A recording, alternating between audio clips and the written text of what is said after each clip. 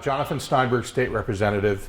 I have the opportunity to be the closer here, so I can riff on everybody else's comments. And I promise I will end with some discussion about the legislative opportunities in the coming year. And given what's transpired the last year or two, there are plenty of opportunities still on the table.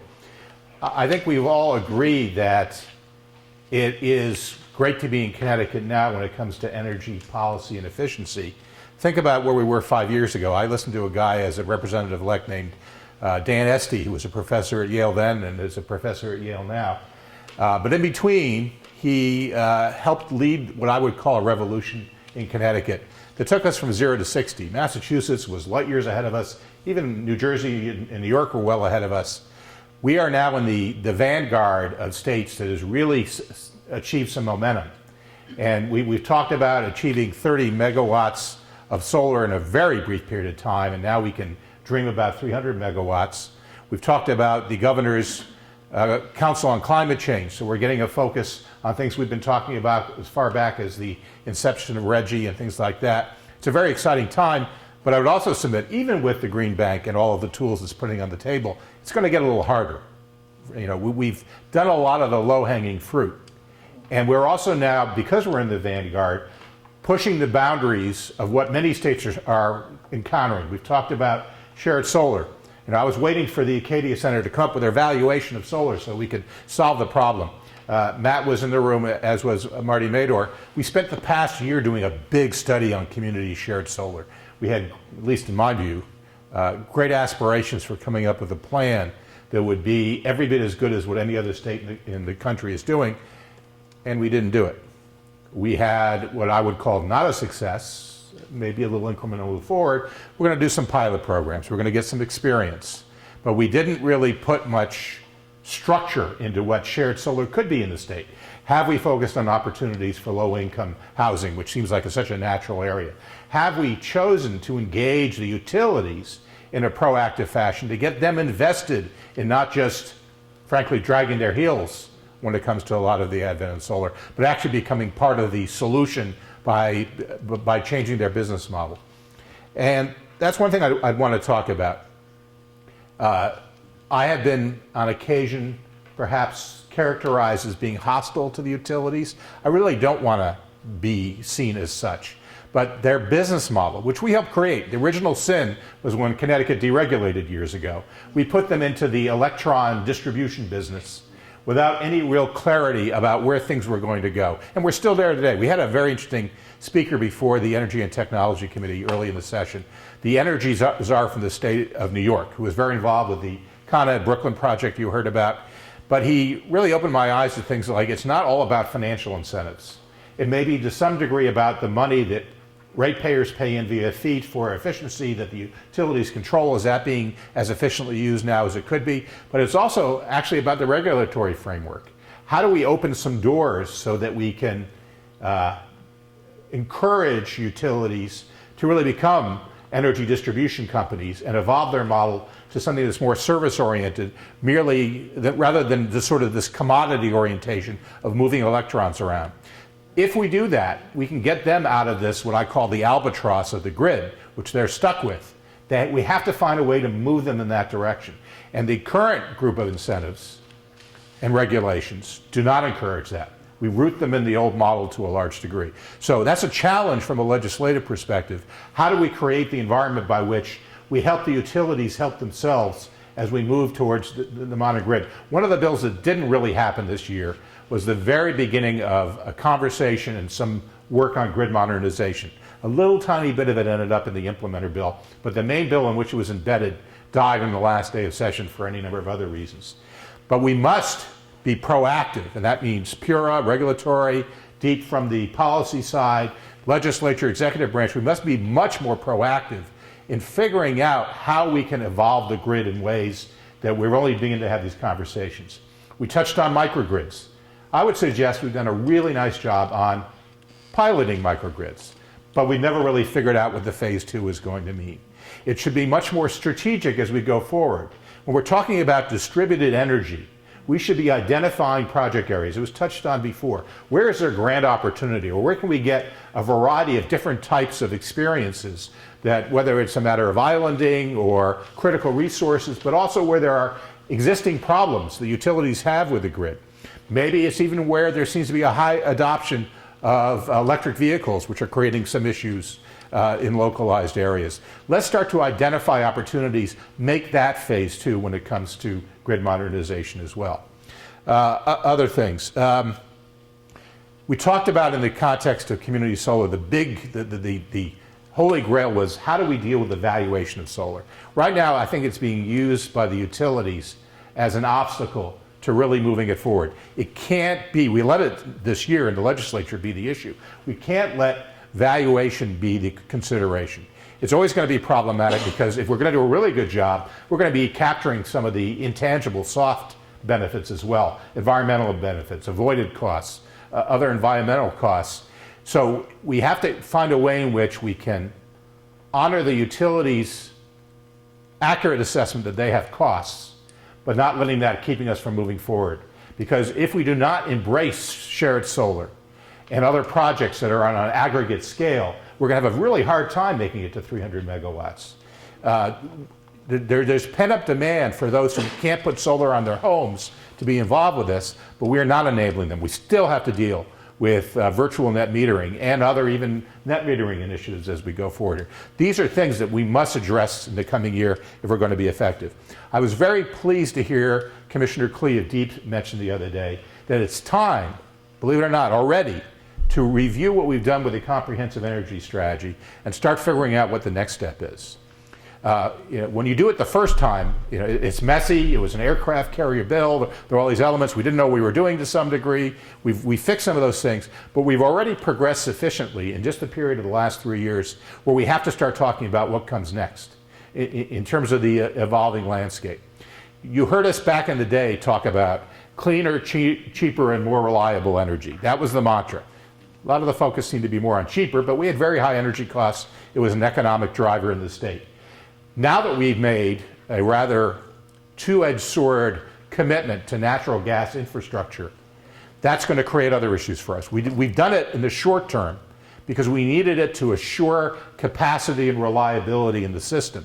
But then the question becomes, and this is just my point of view, this is really a short-term bridge. We must not let that be a distraction to the focus on renewable energy and distributed resources, or we're really going to find ourselves in a problem again. By the time we're probably finished building out all this pipeline infrastructure, the heyday of natural gas may be near its end rather than at its beginning. So what are we going to be doing along those sides? What else?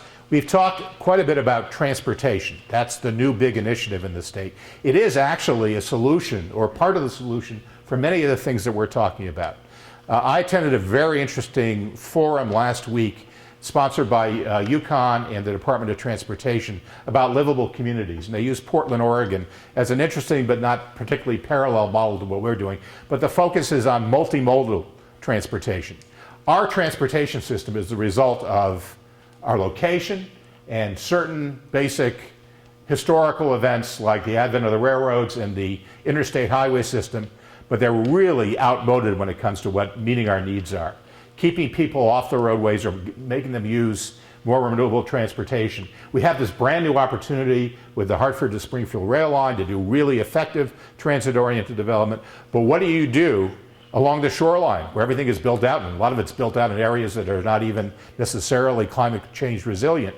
What are our strategies for bringing municipalities along who don't have an option of a tabula rasa community building around train stations, that have built up infrastructure around these stations? How are we going to help them evolve? And that brings me to one of my last points, which is what you guys can do. The Shoreline Preservation Task Force, on which I served briefly, was the outgrowth of the storms. And part of the problem is, as soon as you stop having storms regularly, you lose your focus on a lot of those things. But one of the things we discovered is that municipalities are drastically uneven on their ability to instruct developers, builders, residential people, commercial people, on how to build resilient or renovate resilient. Well, yes, we've ever heard FEMA says, raise your houses 10, 11 feet. That's only the beginning of what can be done.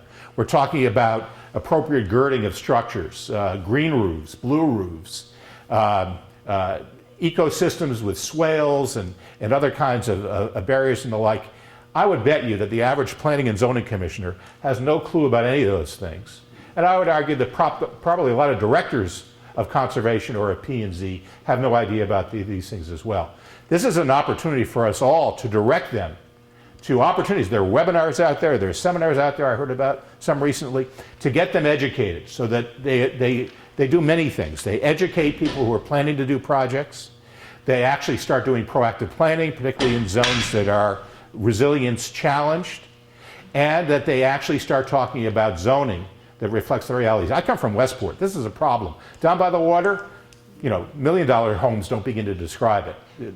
Real estate is so valuable, and we all know that real estate is the most problematic issue in any community. As soon as you want to start touching my right to build something, you're really in my face, and it gets very hostile in that sense.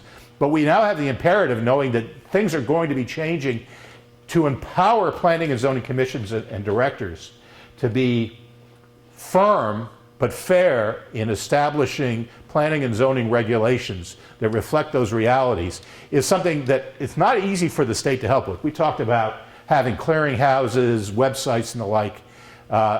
Much of that is important, but I see this really as almost, if not a municipal or regional collaborative, to start focusing our energies on those things that we can affect at the local level, and a lot of that starts with education. So let me sort of close up here. We may be in a really good place when it comes to our knowledge base. Look at the people here in the room.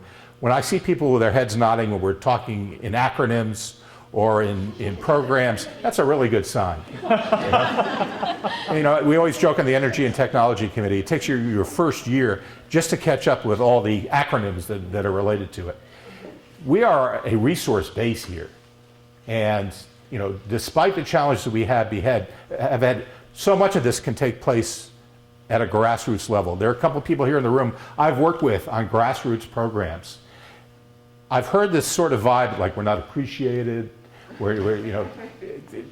I think you have to take credit for what you've accomplished and be proud of it without necessarily getting the pat on the back. I think the coordination and the communication, the best practices that you might share with one another are really valuable. We need to maybe foster a mechanism for that. But I don't think you can ever expect to be granted respect, be put on a pedestal, things like that. You can be most effective when you show your municipalities and your residents how you made a change, how you made a difference. And so in so many of these cases, you're making a difference that is tangible. Some of it's dollars and cents. Don't be afraid to use the media or any other resources to tout your accomplishments in that sense. There's your validation. There's the gratification you're going to get. But for the most part, it seems very easy to me to maintain motivated. It's just an existential imperative that we do these things. So I encourage you to keep that up. Don't rely on the state to get it all right. We usually screw it up 2 or 3 times before we even get close to getting it right. You are empowered. You are here today. You're listening to us. You're hearing a lot of great ideas. It's what you're able to accomplish at the local level that's going to make the difference. Thank you. Thank you.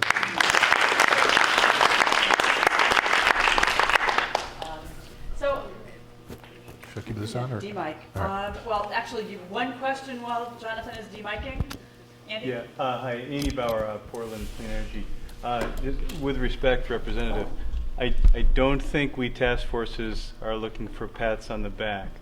When I was initially engaged in 2005, I really felt strongly that I had a seat at the table, and it really was a two-way street. My opinion and my expertise on the ground was being solicited and being integrated into policy. Pats on the backs are great. That's not why I'm in this.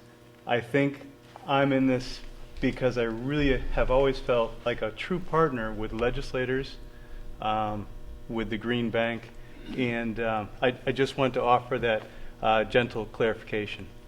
Well, I'm sorry I was in any way cavalier about, and it's frustrating because you typically have people elected officials in particular, but also directors of departments that just don't want to have their lives change too much or new things. This is fundamental change. We're asking people to, when they get up in the morning, think about the green impacts on everything that they do, from purchasing to maintenance to every aspect of their life. Change is hard. That's what I really want to get a T-shirt made up. It says on the front, "It's too hard," because I hear that all the time in every role. Oh, we can't do that. We've always done it this way before. We need to use pesticides all over our fields because otherwise the grass can get clumpy. And going, okay, that's a reason for not moving forward with that. There is built-in, status quo inertia that we need to overcome. But, maybe you need to get lucky and get some sort of enlightened public official finally in charge who gets it to some degree and can start to infiltrate the hardcore bureaucracy of municipal government.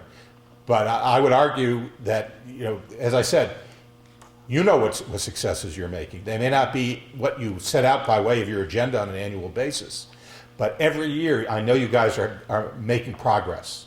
And that solace is maybe all you're going to get in the short term until you have maybe some breakthrough with somebody who's prepared to, at the very least, embrace the concept in a bigger fashion. It will happen. I'm very confident. Yes? Marty Maydor from the Sierra Club and the Hamden Energy Use Commission. First of all, I want to make sure you understand that Jonathan is here because he is one of our heroes in the legislature, and we are so pleased that he's there. And checks in the mail. We're not. Yeah, you need a check on the way out. What we're not pleased about is Jonathan is pretty much ahead of all of his peers, so he has to bring them along with him, and that's a real struggle. But in addition to the overwhelming importance of Green Bank, there's a concept here which is going to be critically important for us, and that is community or shared solar. And it's important that everybody in the room really understands what this is. So perhaps I can ask, is there anybody here who would like a little more of an explanation on what this means and what the significance of it is? Because you really need to understand it. Anybody in the room want to hear anything more on that, or do you all? Okay, I see at least one hand. I know. Jonathan, do you want to say a word explaining the concept of what shared solar is and the legislation we need? Well, first of all, this is still a new frontier on a national basis, and states have struggled to try to institute policy, and it's been very uneven. We're all looking to each other to figure out how best to get started in this regard. But the opportunity is very obvious. Not everybody has a home or a business that's really well situated to the axis of the sun to take advantage of solar directly. Yet so many of us recognize that renewable energy and solar energy in particular is the solution for a vast amount of our energy needs going forward. So how do we continue to expand if you can't do it on your little one-off basis all the time? The answer is shared or community solar, whereby large solar arrays are created, and large can vary from maybe a megawatt to many, maybe 5 megawatts or even larger. I think that the vanguard of these shared projects is only beginning. Connecticut may not be as good as Texas for doing this, but we're better than Germany in some ways, and Germany has a huge penetration of solar. So how do you accomplish it? And the problem has to do with what goes on behind the meter. There's the issue of you create this energy, it goes back into the grid. How does the person who subscribes to this solar community energy project get compensated? Do they get compensated in dollars? Do they get compensated in kilowatt hours and things of that sort? How do you build in protections? How do you deal with transferability when somebody moves out or things like that? There are a lot of small issues around it, but perhaps the broadest one which we discussed is the valuation of solar. And right now the utilities are saying, hey, wait a minute. You are now, for residential users, all you're paying is that fixed fee at the beginning of the month. You're not paying anything else. We're saying, we utilities are saying, our costs are much higher than that. Some of our costs are captured in the volumetric charges that are on your bill, and you're not paying those anymore. That's this whole class warfare thing, the shifting of costs. An argument they use, frankly, very successfully with the Energy and Technology Committee this year, which, to be fair, included a lot of new members who didn't have any background and took what they heard pretty much at face value. But what we need to really do is get beyond that argument. And I'm perfectly willing to actually develop a formula which acknowledges some of those fixed costs that the utilities deal with to get over this hurdle, to get over the hump about whether or not we can move forward with this. As I mentioned, we did a very comprehensive study that the legislature funded past year. Matt was there. It was great. We had all the stakeholders in the room. We talked to other states via Skype and the phone. We really put together, I thought, a really strong set of recommendations that actually went beyond just shared solar. They went into what Pure should be doing moving forward. You know, not just in terms of opening a docket on some rate cases, but thinking much more creatively about how things are going to need to change. It gave challenges to DEEP to think about from a policy perspective. Had a lot in there. We didn't have to do it all at once. We ended up doing about this much. And it was just a simple pilot. So it's an opportunity that is so integrated into everything you've heard today about a focus on distributed generation, on renewable energy, on resilience. All those things can be partially answered in theory by greater adoption of shared solar projects. We have to find a way in the next year to bring this to the forefront and get to something which is actually more significant. The argument's going to be next year, oh, we even put together a 2-year pilot, let's wait for it to happen, then let wait another year to analyze it, and then I am too impatient to wait 3 or 4 years to hear the results of this, because the opportunity is so great. There are pent-up projects across the state right now that are already there, and we should also be pushing the utilities to make an investment in this as well.